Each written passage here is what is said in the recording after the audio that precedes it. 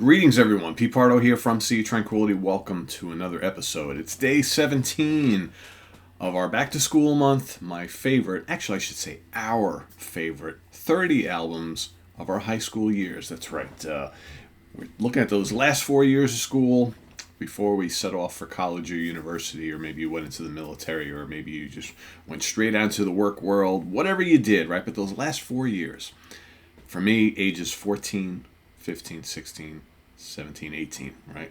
14 through 18, ninth grade, 10th grade, 11th grade, 12th grade. My high school years, in my case, the years were 1980 to 1984. So these are going to be the 30 albums that I listened to the most. Like I said, I've set up a little criteria for myself that I'm only going to do a max of 2 albums from the same band.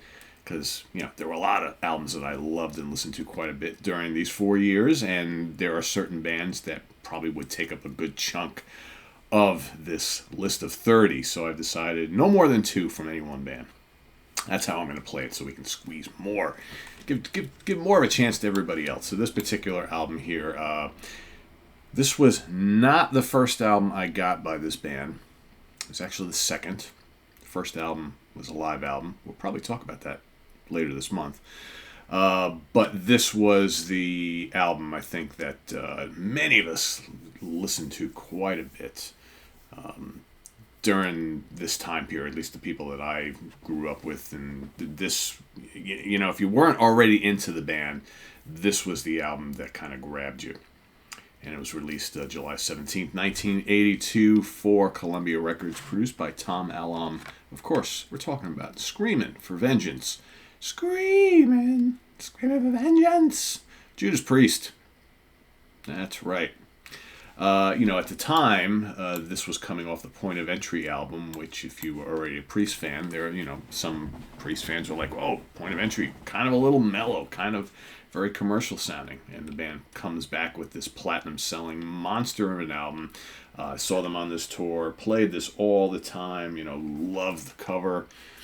Had a t-shirt of this back in the day. Just a killer album. Of course, it starts off with the amazing 1-2 punch of the Hellion and Electric Eye, that great instrumental, just bludgeoning you right from the start, and then moving right into Electric Eye. Of course, the great melodic, but it's quite heavy, driving, riding on the winds. My personal favorite song on the album, Bloodstone. Just love the riff. Great song. Funny enough, like looking back on this album, I don't think I am as enamored with it today as I was back then. But this was one of probably the 2 Judas Priest albums that I played the most during that period. I've since fallen more in love with other of their albums more than this one. For song, Take These Chains. It's okay. Pain and Pleasure, it's okay. Title track, Scream for Vengeance, absolutely great. You Got Another Thing Coming. I've never been a huge fan of that song. It's a well-crafted, catchy song for sure. It's one of their most popular songs ever. Never been one of my favorites. Fever, pretty good. Devil's Child, I like quite a bit as well. So, for me, looking back today, probably half this album I absolutely love. The other half I'm okay with, but I don't love any of those songs. So I don't think this is as strong an album through and through as some other Judas Priest classics. But the stuff that's good on here is really good to great. So, and that's what always kind of made this, a long-lasting throughout my life, favorite album, just because of the strength of, a good portion of the album. But it's, again, I listened to it constantly back then. You had this, and then Defenders of the Faith came out not long after, and before you know it, I'm in college, and then you get Turbo and Ram It Down, and those albums, which I liked, but wasn't the classic Priest stuff. And I actually got more into the 70s albums after I went off to school. So high school years introduced me to Priest, got me into this one, Defenders of the Faith. And of course, Unleashed in the East, and I believe I bought British Steel also during my high school years, but I was never the biggest British Steel fan. Still to this day, I like songs on the album, but that's never been one of my favorites. But I didn't get uh, Stay in Class and Sin After Sin and all that stuff till probably like maybe 85. I don't think I bought any of those because I had, again, back in the day, a lot of times what you did was you bought a live album that had a lot of songs represented from some of the early 70s stuff. So I had Unleashed in the East, and to me, all right, that gave me a good sampling of stuff from those albums that came before it. So it wasn't until a couple of years later that I started buying all of those earlier Judas Priest albums, and then being like, oh, why did I wait on this, right? But although I may have had Hellbent for Leather before I left high school. Yeah, I think the early ones that I had right off the bat were definitely Screaming for Vengeance, Defenders of the Faith, Unleashed in the East, British Steel, and Hellbent for Leather. But I definitely did not buy Sin After Sin and the first album and Stay in Class till after high school. So that was just after 84. I think I started to amass a lot of my Judas Priest albums starting right around that time. At least that's what my noggin is telling me. But I do know for a fact that Screaming for Vengeance was one of my most played out of whichever ones I had during these 4 years. I listened to this a ton. Because, it was new, it was fresh. It's like, yeah.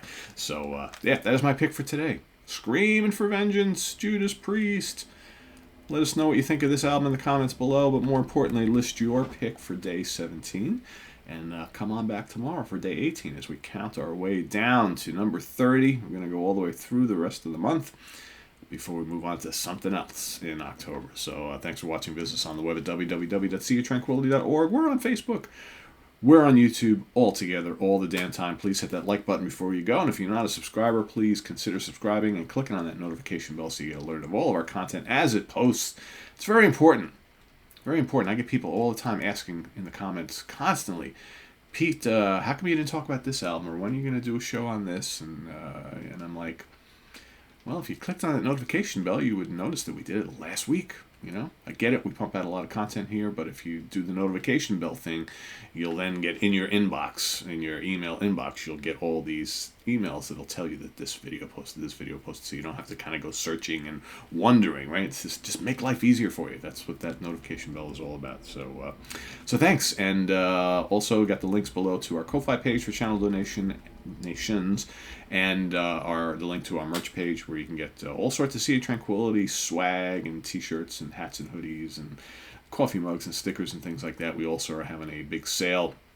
Our 5 most popular t-shirt designs are now available on Amazon in lots of different colors and at a greatly reduced rate. So if you want to take advantage of that, go down below the link to our merch page, and there will be right at the top, I think, of our merch page is the link to the Amazon special that we're having. So then from there you can go pop on over to Amazon and order your favorite Sea of Tranquility shirt design in a wide variety of colors. So, and hey, SOT Fall Fest is just a couple weeks away, so I hope to see lots of you at the chance in Poughkeepsie, New York for Sona Sumpra, Epic Tantrum, Pat Travers Band, Vanilla Fudge, and Nectar, along with Chris Caffrey from Sabotage and Trans-Siberian Orchestra, Andy Powell from Wishbone Ash, Martin Popoff, the Hudson Valley Squares, In the Prague Seat, folks from the Monsters Den, Sea of Tranquility personnel are going to be in force at the chance, so we hope to spend the day with all of you, and we'll see you then. It's going to be a lot of fun. Take care. Bye-bye.